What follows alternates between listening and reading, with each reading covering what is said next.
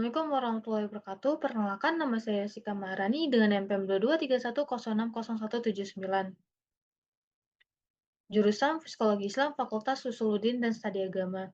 Tujuan pembuatan video ini yaitu untuk memenuhi tugas akhir mata kuliah pengembangan diri, yaitu mereview salah satu buku dengan tema pengembangan diri. Jadi, di sini saya akan membahas salah satu buku yang berjudul Kamu Gak Sendiri karya Syahid Muhammad. Jadi, buku ini yaitu semacam kumpulan refleksi dan cerita yang ditulis dengan bahasa yang ringan, tetapi dalam. Penulisannya mengajak kita untuk sadar bahwa dalam hidup kita nggak selalu harus kuat sendirian. Kadang kita ngerasa capek, kecewa, atau bingung sama arah hidup, dan itu adalah suatu hal yang wajar. Tetapi lewat buku ini kita diingatkan kalau kita nggak sendirian menghadapi semua itu. Yang saya suka dari buku ini adalah dia tidak yang lebay atau terlalu menggurui dalam memberikan motivasi, tetapi lebih ke mengajak kita buat pelan-pelan nerima diri sendiri, berdamai sama masa lalu, dan mulai langkah kecil buat berubah jadi lebih baik. Ada banyak kutipan yang membuat kita berpikir dan membantu kita menjadi pribadi yang lebih tenang dan lebih menghargai proses. Buk, dan buku ini juga ngajarin bahwa berkembang itu nggak selalu harus cepat atau terlihat orang lain. Tapi yang penting kita terus jalan walaupun pelan. Kita belajar buat mengenali emosi, belajar bersyukur, dan tidak membandingkan diri sama dengan hidup orang lain. Yang intinya kita tuh harus fokus terhadap diri sendiri karena setiap orang pasti mempunyai waktunya masing-masing.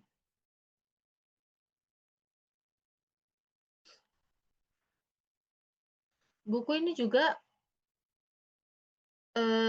membahas tentang bagaimana kita sebagai manusia sering merasa kesepian, bingung, dan bahkan merasa tidak berharga.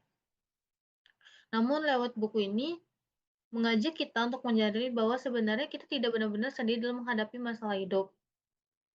Syahid Muhammad membagikan berbagai kisah nyata dan refleksi yang menyentuh hati, serta pandangan positif yang bisa memotivasi pembaca untuk terus bangkit dan berproses menjadi versi terbaik dari diri sendiri.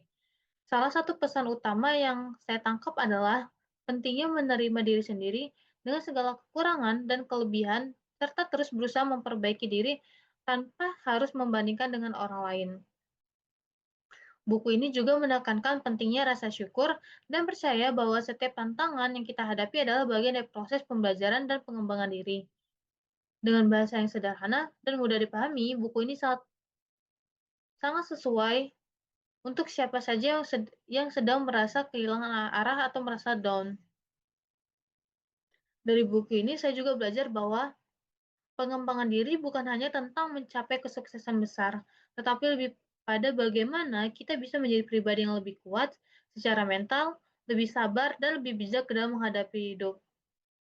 Buku ini juga mengingatkan kita untuk selalu membuka hati dan pikiran untuk perubahan dan terus melangkah maju meski terkadang jalannya terasa sulit.